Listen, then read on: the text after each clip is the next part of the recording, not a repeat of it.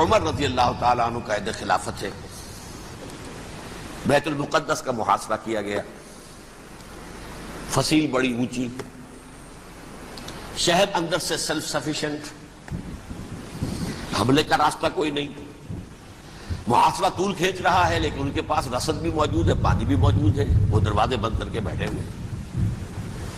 بالآخر اللہ تعالیٰ کی مشیت کا ظہور کیسے ہوا؟ ان کے کچھ علماء آئے فصیل پر، کہا دیکھو مسلمانوں، تم قیامت تک بھی یہاں پڑے رہو گے محاصرہ کر کے، ہمارا یہ شہر فتح نہیں ہوگا۔ ہاں ایک درویش بادشاہ کے ہاتھوں یہ شہر فتح ہونا ہے، لیکن تمہارے اندر ہمیں وہ نظر نہیں آ رہا۔ ابو عبیدہ بن الجراح رضی اللہ تعالی عنہ امین هذه الامہ، ان کا فوراً ذہن گیا وہ درویش بادشاہ مدینے میں بیٹھا ہوا ہے عمر رضی اللہ تعالی۔ اب ایک اور عمر بھی ہے جو قندھار میں بیٹھا ہے، نقشہ وہی ہے، سادگی کی حد تک نقشہ وہی ہے، بالکل وہی، اپنی آنکھوں سے دیکھا ہے وہی سادگی۔ عمر اول عمر ثانی تھے عمر بن عبد العزیز۔ اب ایک اللہ کے فضل سے اللہ تعالیٰ ایدہ اللہ بنصرتہ، اللہ تعالیٰ ان کی نصرت فرمائے، دشمنوں کو ان کے مقابلے میں نیست و نابود کرے۔ انہوں نے ریکویسٹ بھیج دی کہ حضور تشریف لائیے، یہ شہر فتح ہو جائے گا۔ وہ ہے سفر تاریخی، اتنا طویل سفر، تقریباً 700 میل، ایک اونٹ، ایک خادم، ایک منزل پہ امیر المومنین اوپر بیٹھے، خادم آگے چل رہا ہے، اگلی منزل پہ خادم اوپر بیٹھا ہے، امیر المومنین آگے جا رہا ہے۔ اور جب پہنچے ہیں تو وہ باری تھی خادم کی، انہوں نے ہاتھ جوڑ دیا، حضور خدا کے لیے تم کیا کہیں گے لوگ، وہ میرا برا حال کر دیں گے، تمہیں شرم نہیں آئی؟ امیر المومنین پیدل آگے چل رہے ہیں نکیل پکڑ کر، اور تم بیٹھے ہو اوپر براجمان ہو۔ حضرت عمر فرمایا الدور دورک، نہیں باری تمہاری ہے، بیٹھ۔ اس حال میں پہنچے، اور پھر یہ کہ ابو عبیدہ بن الجراح آئے ہیں، استقبال کیا ہے تو دیکھا ہے اس حال میں چلے آ رہے ہیں، عمر نکیل پکڑے ہوئے چلے آ رہے ہیں، اور کہتے ہیں کہ کہیں کیچڑ ویچڑ تھا، جوتے خراب ہو گئے تھے، وہ بھی اتار کے ہاتھ میں پکڑے ہوئے، کپڑے تو تھے ہی پھٹے ہوئے۔ انہوں نے کہا کہ حضرت ابو عبیدہ نے، دیکھیے یہ بڑا متمدن ملک ہے، بڑا مہذب علاقہ ہے یہ، آپ ذرا حلیہ اپنا دوست فرما لیں تب جا کے پیش ہم آپ کو کریں گے۔ آپ نے فرمایا نحن قوم اعزنا اللہ بالاسلام، ہم وہ قوم ہیں جنہیں اللہ نے عزت دی ہے اسلام کے ذریعے سے، کپڑوں کے ذریعے سے نہیں، دولت کے ذریعے سے نہیں۔ اسی حال میں گئے ہیں، اوپر سے انہوں نے کھڑے ہو کر نشانیاں دیکھی ہیں، اپنی کتابیں کھولی، ہاں یہ وہی ہے، اچھا لو جی سرنڈر، شہر تمہارے ہاتھ میں۔ خون کا ایک قطرہ نہیں بہا اور بیت المقدس فتح ہو گیا۔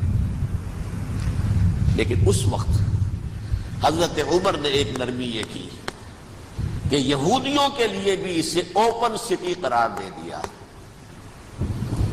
یہ احسان عظیم حضرت عمر کا، اس سے پہلے یہودی آ ہی نہیں سکتا تھا، داخل ہی نہیں ہو سکتا تھا، وہاں وہ آ کر وزٹ نہیں کر سکتا تھا، زیارت نہیں کر سکتا تھا اپنے مقدس مقامات کی۔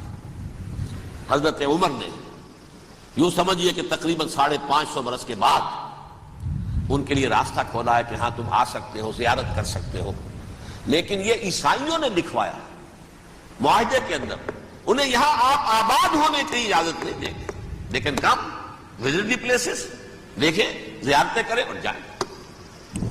یہ معاہدہ حضرت عمر کا ہے رضی اللہ تعالیٰ عنہ، جو پھر خلافت راشدہ کے بعد بنو امیہ نے بھی اس کو آنر کیا، بنو عباس نے کیا، پھر جو ہمارے یہ ترکوں میں اندر خلافت آئی تو ترک خلفاء نے بھی اس معاہدے کی پوری پابندی کی۔ فلسطین میں آ سکتے ہیں یہودی صرف زائرین کی حیثیت سے، وہاں آباد نہیں ہو سکتے۔ اب آئیے اگلا دور آیا حضرت عثمان کا دور خلافت۔ یہ ہے وہ وقت کہ اب یہود نے امت مسلمہ کی پیٹھ میں چھڑا ٹوپا۔ وہ کیسے؟ ایک یہودی عبداللہ ابن سبا اسلام کا لبادہ اوڑھ کر آ گیا، معاشرے کا جائزہ لے لیا، ان میں بنو ہاشم اور بنو امیہ میں جو پرانی کشاکش تھی اس کے کچھ نہ کچھ جراثیم باقی ہیں، اگر ان کو ذرا بھڑکا دے تو مسلمانوں میں انتشار پیدا ہو جائے۔ کہا یہ عثمان کون ہے؟ یہ تو بنو امیہ میں سے ہے۔ یہ حق تو بنو ہاشم کا ہے، خلافت ان کے پاس ہونی چاہیے، محمد کے تو رشتہ دار وہ ہے صلی اللہ علیہ وسلم۔ عوام الناس کے اندر بات پھیلنی شروع ہوئی، پھر ایک بڑی سازش کے انداز میں حضرت عثمان کے خلاف پروپیگنڈا، حضرت عثمان کے جو عاملین تھے، گورنر تھے، ان کے خلاف پروپیگنڈا، اور ایسی ہوشیاری کرتے تھے کہ کوفے میں کوفے کے حاکم کے خلاف کچھ نہیں کہنا، اجی مصر میں یہ ہو رہا ہے، اجی شام میں یہ ہو رہا ہے، اجی یہ جو عثمان ہے وہ یہ کر رہا ہے، یہ ظلم ہو رہا ہے، یہ لوٹ مار ہو رہی ہے، یہ خیانتیں ہو رہی ہیں۔ اب نہ تو اس زمانے میں مینز آف کمیونیکیشن، کیسے تصدیق کریں؟ افواہیں تو آپ آج کراچی کے اندر شروع ہو جائے تو پتہ نہیں چل سکتا کسی کو کہ کیا اس میں صداقت ہے کیا جھوٹ ہے، اور بری بات جو ہے فطرت انسانی کی کمزوری ہے وہ فوراً قبول کرتا ہے، کسی کے بارے میں اچھی بات ماننے کو تیار نہیں ہوتا لیکن بری بات تو فوراً تیار ہے۔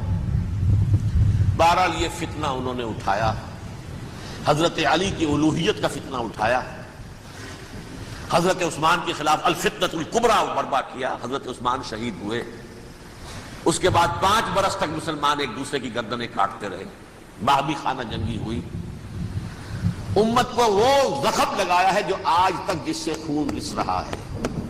یہ شیعان عثمان اور شیعان علی تھے جو بعد میں پھر سنی اور شیعہ ہو گئے، اور آج تک فتنہ کس نے جگایا؟ ایک عبداللہ ابن سبا یہودی اور اس کے کارندے، شیطان کا ایجنٹ، اور انسانوں میں سے بھی اس کے جو بھی حواریین تھے اور شیطانوں کے اندر سے بھی تھے، انہوں نے بھی اس آگ کو بھڑکایا۔ یہ آپ سوچ لیجئے کہ یہ کس نے وہ زخم لگایا؟ یہودی۔ اگلا دور آیا، خلافت راشدہ ختم ہوئی، بنو امیہ کا بھی دور کافی گزر گیا۔